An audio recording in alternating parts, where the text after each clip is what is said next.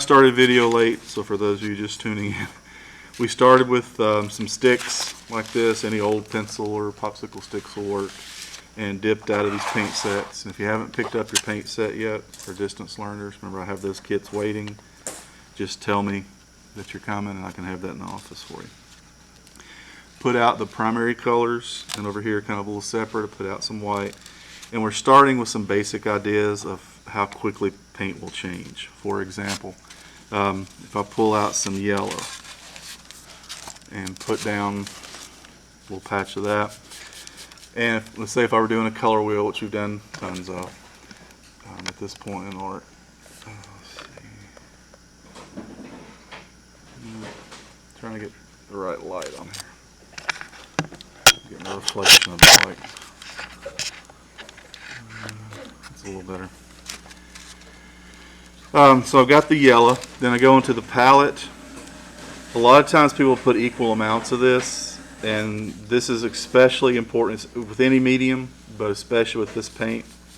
It doesn't take very much to change that to a yellow orange, and I know I can always add more in, so just a touch changes it like that. So if you put that next to it, you see that just a little bit of paint will change it quite a bit.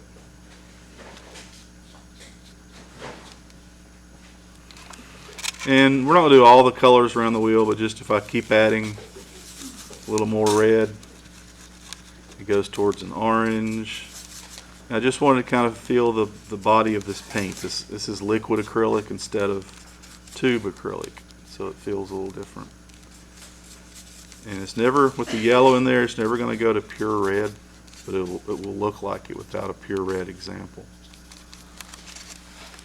So just adding little bits, just kind of feeling how it covers the page. Yellow will be your thinnest color. A lot of times, if it doesn't matter any other way, I'll put a little white, so I'll make a slightly lighter yellow, because the white that I use now is a blockout white, and it really makes the yellow thicker. So it works real well. You can't sometimes because you don't want a lighter yellow, but all other things being equal, if it doesn't matter, that works really well. Okay, so if you haven't mixed that, go ahead and mix that on your page and just give that a shot. And again, you're getting your brush wet and then just wiping it off, paper towel. That just kind of gets it working, but we're not going to put water in the paint. You can do that. We were talking earlier, for those at home, about how you can use acrylic either more like an oil paint, thicker, which is what we're doing, or you can use it like a watercolor. And if we did continue this, the red will go all around into red violets and violets, blue again to blue greens and yellow greens. But I want to skip that since that's fairly familiar by the time you're in Art 2. And in just a minute we'll move on and start talking about color neutrals.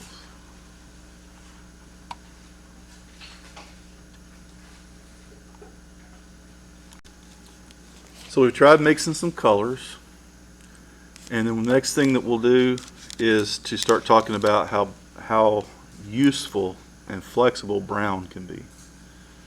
By just having your primaries in white, that means that you're mixing your own browns, you're mixing all the other colors, and you're also mixing blacks and grays. And it doesn't seem like all that would come out of the primaries, but it is possible to do that.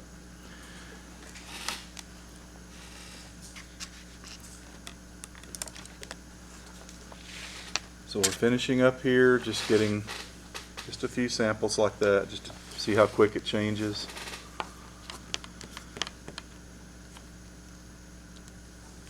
Get the feel of the paint.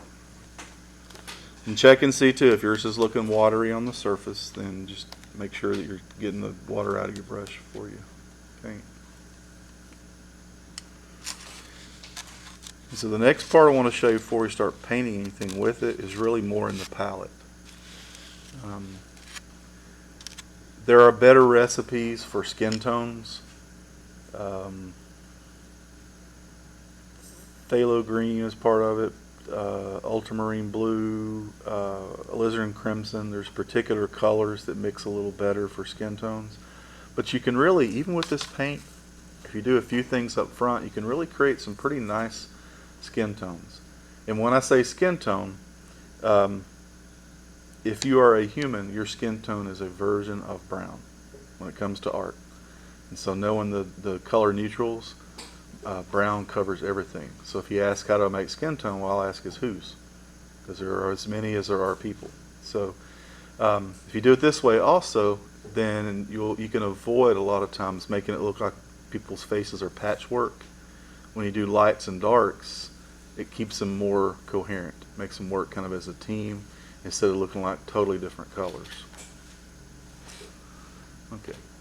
Is anybody not ready to move on to the neutrals? Okay. Yeah, just a couple of those oranges, then we'll be in the palette. Click on that. Okay, so another reason I started with these oranges, since we weren't going to do the whole color wheel, is that's a really good way to get brown. People struggle a lot of times with getting a good brown. Two of the main problems are too much of the darker colors and putting white in to the brown. So if we can avoid those at first and kind of learn how to control that, you can fix a lot of those problems right up front. So I'm going to work just in the palette right now, because this is it's a good way to mix brown in general, but thinking about it specifically about if you're trying to get a human skin tone. All human skin tone is brown, so the way that I would start, and I'm not really mixing up what I would need for a full painting, but I'm going to put out a little more yellow. So what I want to do is to try to mix brown. Our goal is to have brown right here. And since it's going to be about 90% or maybe even more yellow, less red, even less blue, so I'm going to put quite a bit of yellow out.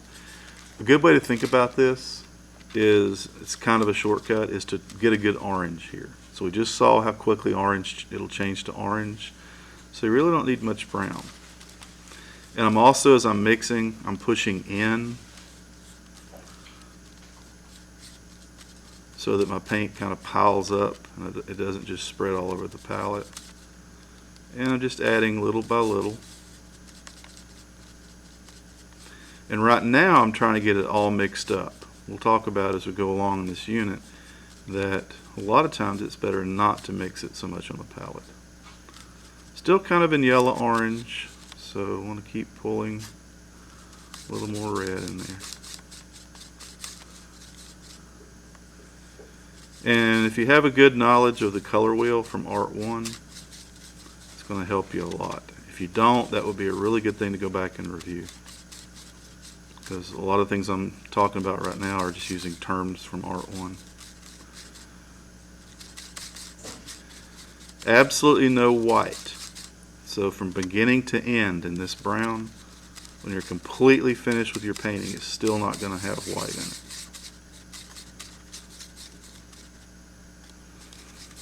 So I put quite a bit of yellow out, and you can see it's taking more and more red. But I'd much rather dip a little bit at a time than go overboard too quickly. So I'm going to stop there. It's still kind of a yellow brown, or a yellow orange, but I can always add some more in a minute.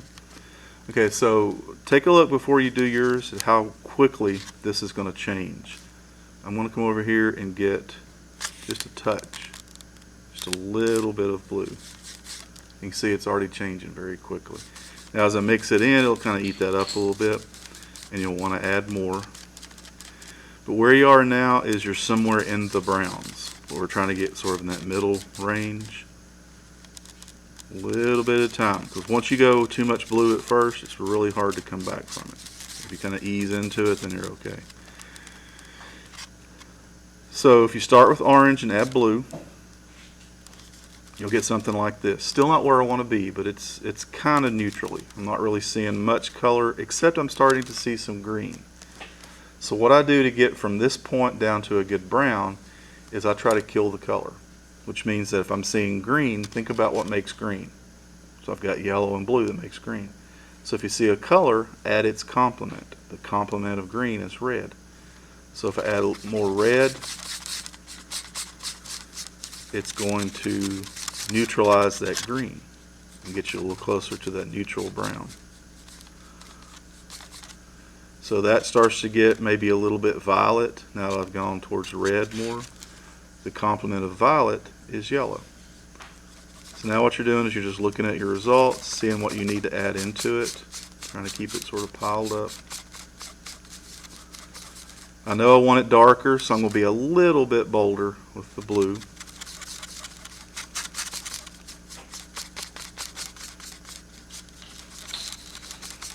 And it's kind of going towards purple, so a little bit of yellow.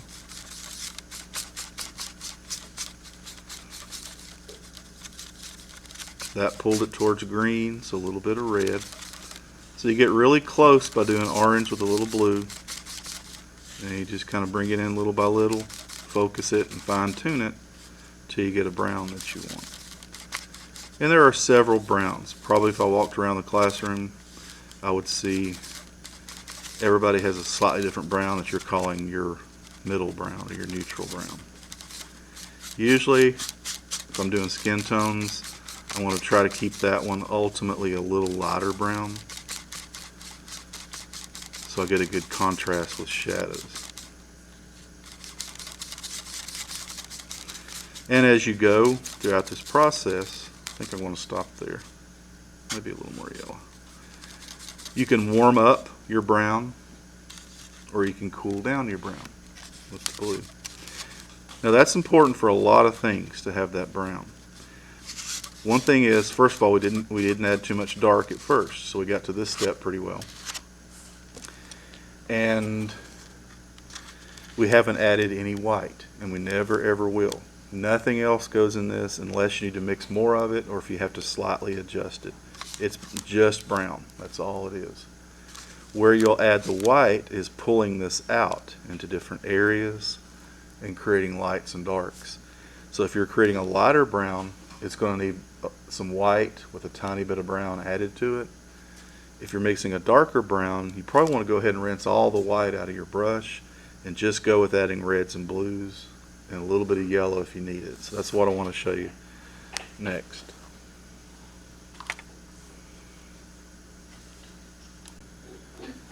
So you've got this neutral brown, and what I want to do is to pull some out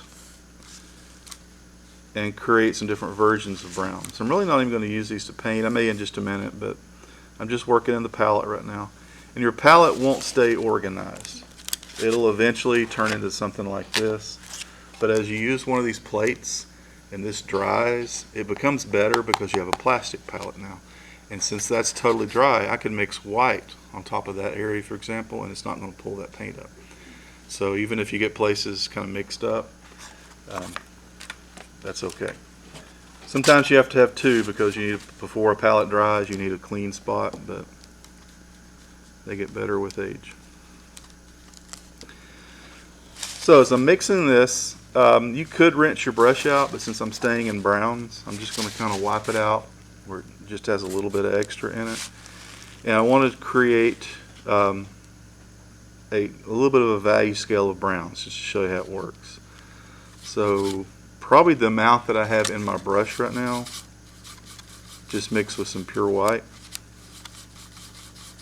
is going to create a pretty good light brown. Then if I pull some more white out here and mix brown with it just little by little, and I shouldn't have gone in the middle there, I should have come from the edge, but in fact I'm going to get rid of that. So if I were doing a face and I had a highlight on the cheek or the nose, there's your highlight. Then I can just take what's in my brush, that's another way to do it, pull it over and jump down to a darker one. You can see I'm just doing little samples, I'm not really mixing a lot of it up, but all those kind of go together. They all work because they all come from that same part of the brown, and it's just you're pulling from that into white. And that's mostly white. All these are mostly white. You just pull a little more brown into them.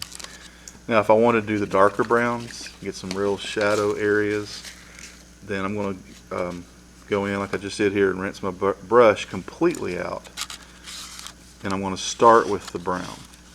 So one of the rules in Art 1 we talked about was starting with your lighter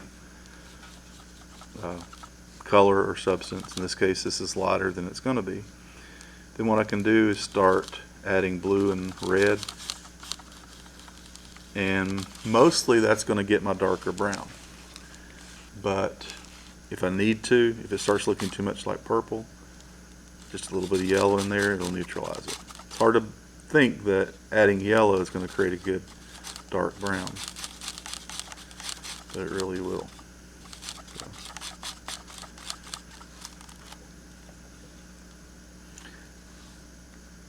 And if you keep going, it kind of goes into the next subject, which is talking about how do you get black. So if you want to get black, all it is just an extreme color neutral. So you've got brown, we talked about how to get that, no white. You pull it out into the whites, you can get darker and darker until you get to just the brown you mixed. Then you rinse all the white out of your brush, and you can start to get darker browns.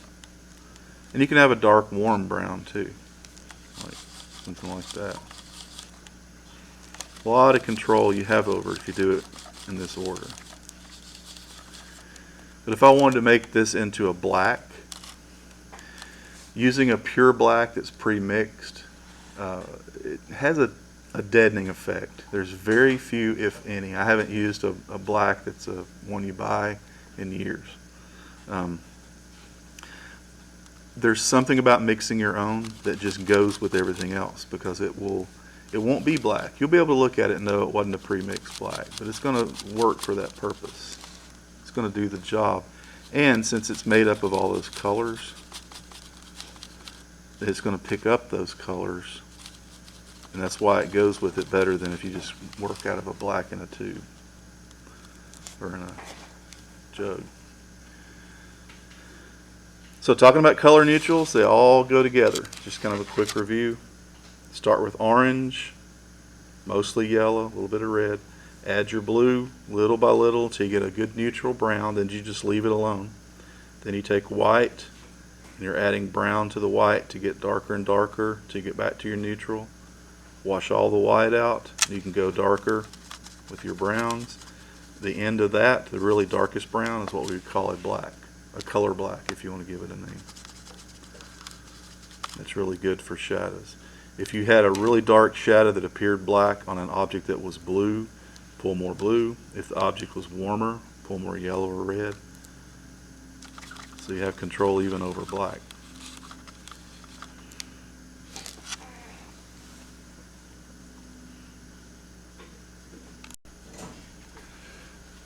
So while you're working on those, I'm going to take what's on my palette and just kind of do a quick portrait sketch. You can do this, or you can just kind of watch it. I'm just going to take the paint that I have mixed up, and I pulled up a picture on my computer to work from.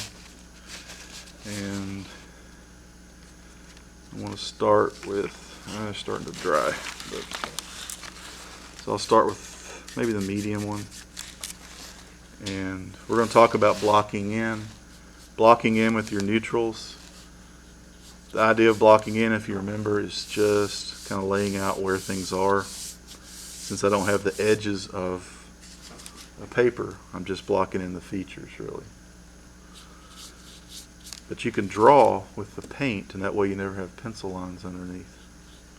And everything I'm putting in right now would get covered up. So this is a little over. So I picked just dark enough to kind of see. And I can establish that here's a dark area. There's a lot of different ways to approach this. Other people might have a more controlled approach. Depends on the style that I'm trying to get, and that's something we're going to start working with pretty soon as to how I would approach that. But you can see, you know, general face. I'm not trying for a likeness. Well, you can't because it's on my camera. There we go. And I've got highlights over here, so I've got enough in my brush I can just pull some pure white. It'll turn into kind of a lighter version.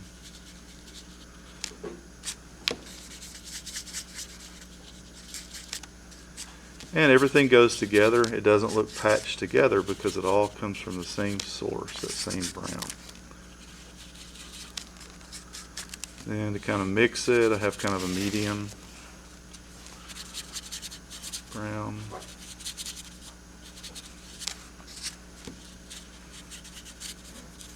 And this little sketch is, if you want to, at home you could pause this and just try this. Just sketching like this sometimes where you're not really concerned about the outcome is a really good way to practice some things.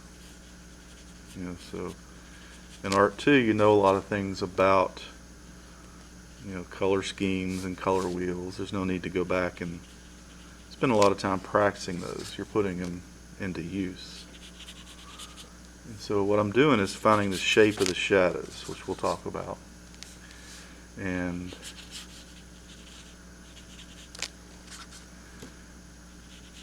I'm just going back and forth to all those browns that I had mixed up. Starting to kind of get a little bit bolder with the shadows. Not worrying about any features yet.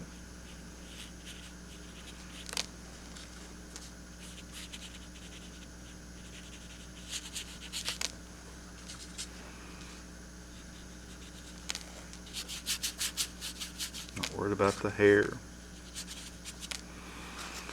So let's see. As I continue this is pretty dark right in here. A lot of times when I put the first dark in, it sort of stands out because it doesn't have anything to keep it company. And when you put in more of a system of those darks, they start to work together and look a little more in place. And some of the techniques we'll look at over the next day or so, like what I'm doing now, is kind of what's called scumbling. It's still wet paint, but I'm kind of just doing little circles to brush it together. So some of these things I'll go over. I don't want to show you too many techniques, and I don't want to do little technique blocks like we did in Art 1.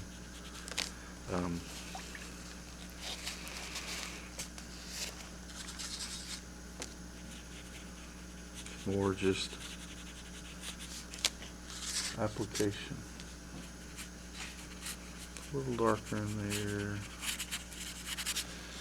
And a good thing about this is you can put light areas right over darker ones. So, like on the nose, I've gotten some of the dark areas. If I wanted to put a highlight, you're going to have highlights places like bridge of the nose, the tip of the nose, bridge of the brow, lower lip will probably have one, chin probably. Anything that sticks out can catch the light.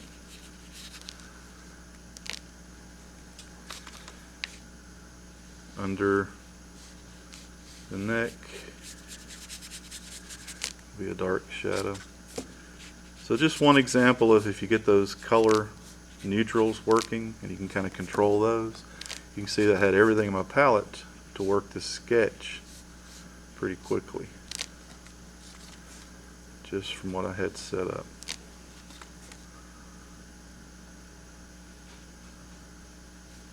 Again, it's all I'm using is the same palette. Nothing finished, but you definitely kind of get the idea.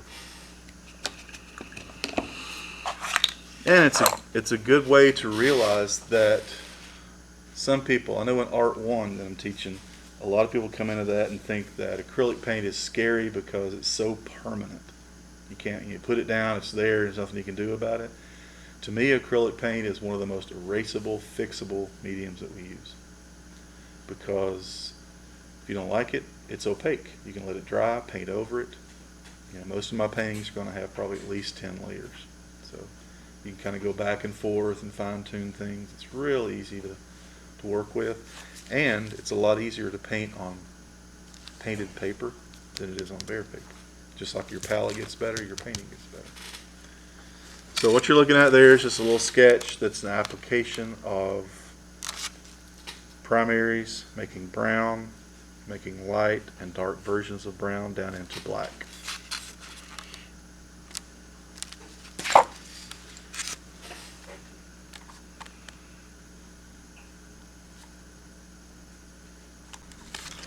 Okay, so moving along, we'll start talking about a little bit of how to move the paint around. So if you've got knowledge of the color wheel and you've got knowledge of the neutrals like we just did, you've got pretty much the whole puzzle. Then you get to spend a lifetime as an artist figuring out how to put all that together. And it translates to any medium, not just acrylic. When this, by the time this is on canvas and you're looking at it at home, there will also be a PowerPoint with it. I'm working to make the PowerPoint more accessible to your, if you're home and not here to ask questions. But just kind of looking through what I've got there, I'm going to start. I'm going to do these videos just kind of day by day, today and tomorrow. So I may post another video. And this particular assignment on Canvas, you'll notice won't have a grade because this is just information to get started. So if we do a thing for a grade, a practice, it'll be another assignment right underneath it. So that way I can add things and it's not just springing stuff on you. So the first thing I've got on here is hard edge and soft edge. And it's kind of what it sounds like. So I'm not going to worry about color right now. I'm just going to kind of use what color is available, pull from what I've already got out, because the technique is more important. So let's say if I want to do a hard edge, I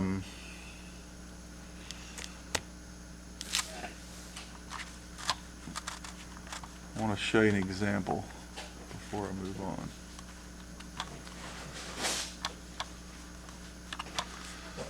Well, couldn't find my cursor. It's not working. Oh, okay. There we go. So hang on just a second. So before I paint them, just to show you, these are a couple I had handy. A hard edge is something like this, where it changes from dark to light instantly. And so both of these paintings have hard and soft edges. This is mainly a harder edge painting, because you see all those edges, and there's some places in here where it kind of blurs and soft edge. This painting has some harder edges, like around here and the glasses, but it has more soft edges where things kind of blur together. And there's also something that kind of carries soft edge a little further, that's called a lost edge. So if I was doing a painting of an apple, for example, and I started by blocking in the apple,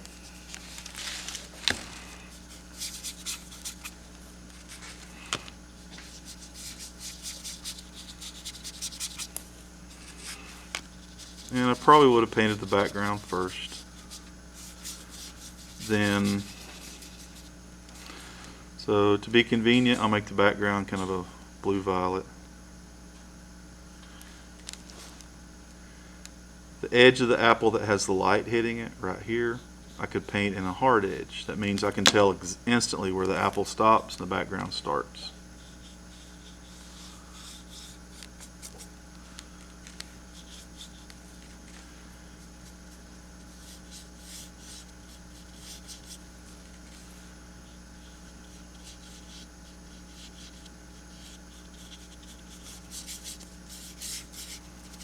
So that's a good example of a hard edge.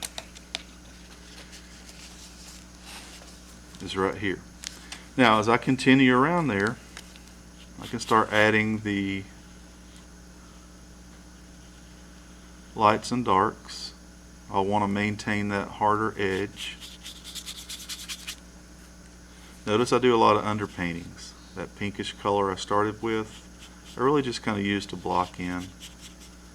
I'll have some highlights later, but to make this darker red, what I'm going to do is use the neutral brown that I took darker, but I'm just going to let it be a little redder. So really what this is a reddish brown. Shadows will be the color of what they're on,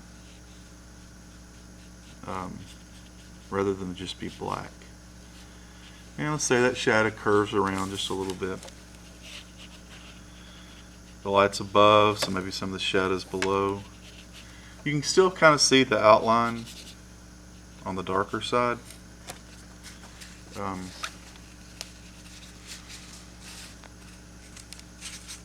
but it's starting to fade away. And so a good example of a soft edge would be as that apple fades around. I'm kind of using paint, it's still wet on the surface, and I'm taking some lighter, mixing it in. I'll go back in and mix some darker.